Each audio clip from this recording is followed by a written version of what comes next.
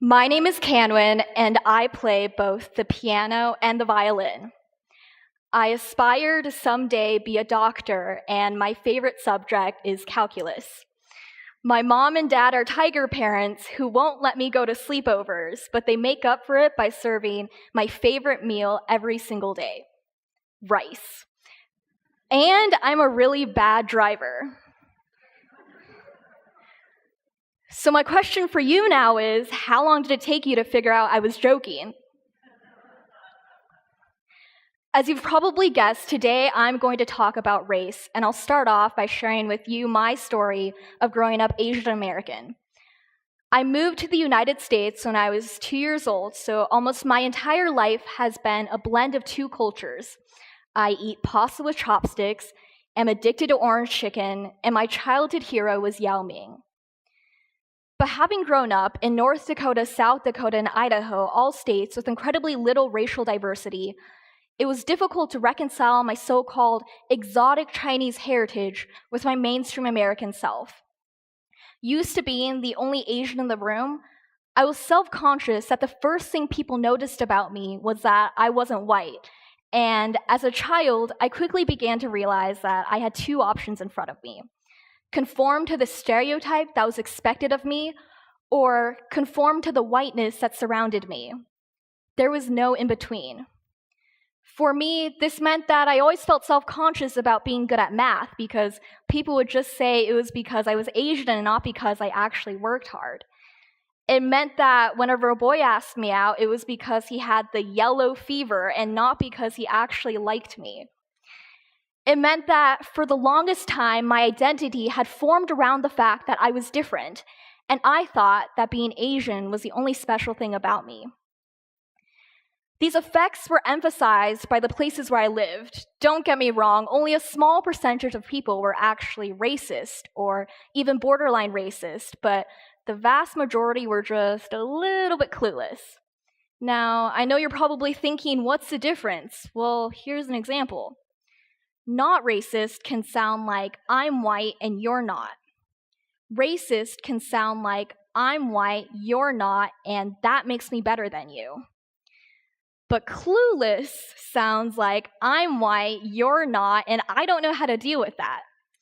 Now, I don't doubt for a second that these clueless people are still nice individuals with great intentions, but they do ask some questions that become pretty annoying after a while. Here are a few examples. You're Chinese? Oh my goodness, I have a Chinese friend. Do you know him? No. I don't know him, because contrary to your unrealistic expectations, I do not know every single one of the 1.35 billion Chinese people who live on planet Earth. People also tend to ask, where does your name come from? And I really don't know how to answer that, so I usually just stick with the truth. My parents gave it to me. Where does your name come from? Don't even get me started on how many times people have confused me with a different Asian person. One time, someone came up to me and said, "Angie, I love your artwork," and I was super confused, so I just thanked them and walked away. But out of all of the questions, my favorite one is still the classic, "Where are you from?" Because I've lived in quite a few places, so this is how the conversation usually goes. Where are you from? Oh, I'm from Boise, Idaho. I see, but where are you really from? I lived in South Dakota for a while. Okay, what about before that? I lived in North Dakota. Okay, I'm just gonna cut straight to the chase here. I guess what I'm saying is, have you ever lived anywhere far away from here where people talk a little differently? Oh, I know what you're talking about. Yes, I have. I used to live in Texas. By then, they usually have just given up and wonder to themselves why I'm not one of the cool Asians like Jeremy Lin or Jackie Chan, or they skip the needless banter and go straight for the "where is your family from?" So just an FYI for all of you out there, that is the safest strategy.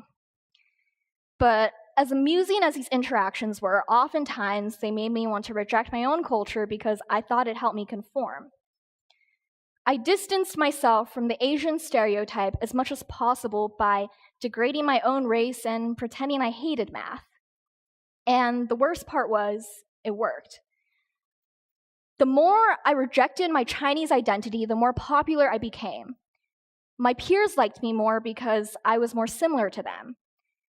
I became more confident because I knew I was more similar to them.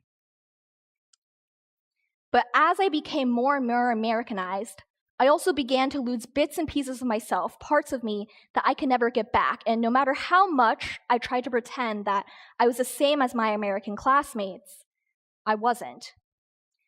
Because for people who have lived in the places where I lived, white is the norm, and for me, white became the norm too. For my 14th birthday, I received the video game Sims 3, which lets you create your own characters and control their lives. My 14-year-old self created the perfect little mainstream family, complete with a huge mansion and enormous swimming pool. I binge played the game for about 3 months, then put it away and never really thought about it again until a few weeks ago when I came to a sudden realization. The family that I had custom designed was white. The character that I had designed for myself was white. Everyone I had designed was white. And the worst part was, this was by no means a conscious decision that I had made. Never once did I think to myself that I could actually make the characters look like me. Without even thinking, white had become my norm too. The truth is, Asian Americans play a strange role in the American melting pot. We are the model minority. Society uses our success to pit us against other people of color as justification that racism doesn't exist. But what does that mean for us Asian Americans? It means that we aren't quite similar enough to be accepted, but we aren't different enough to be loathed. We are in a perpetually gray zone, and society isn't quite sure what to do with us. So they group us by the color of our skin. They tell us that we must reject our own heritages so we can fit in with the crowd. They tell us that our foreignness is the only identifying characteristic of us. They strip away our identities one by one until we are foreign but not quite foreign, American but not quite American, individual but only when there are no other people from our native country around. I wish that I had always had the courage to speak out about these issues. But coming from one culture that avoids confrontation and another that is divided over race, how do I overcome the pressure to keep the peace while also staying true to who I am? And as much as I hate to admit it, oftentimes I don't speak out, because if I do, it's at the risk of being told that I'm too sensitive, or that I get offended too easily, or that it's just not worth it. But at what point are people willing to admit that, yes, race issues are controversial, but that's precisely the reason why we need to talk about them? I just turned 18, and there are still so many things that I don't know about the world, but what I do know is that it's hard to admit that you might be part of the problem, that all of us might be part of the problem. So instead of giving you a step-by-step guide on how to not be racist towards Asians, I will let you decide what to take from this talk. All I can do is share my story. My name is Canwin, my favorite color is purple, and I play the piano but not so much the violin. I have 2 incredibly supportive, hardworking parents and one very awesome 10-year-old brother. I love calculus more than anything, despise eating rice, and I'm a horrendous driver. But most of all, I am proud of who I am. A little bit American, a little bit Chinese, and a whole lot of both. Thank you.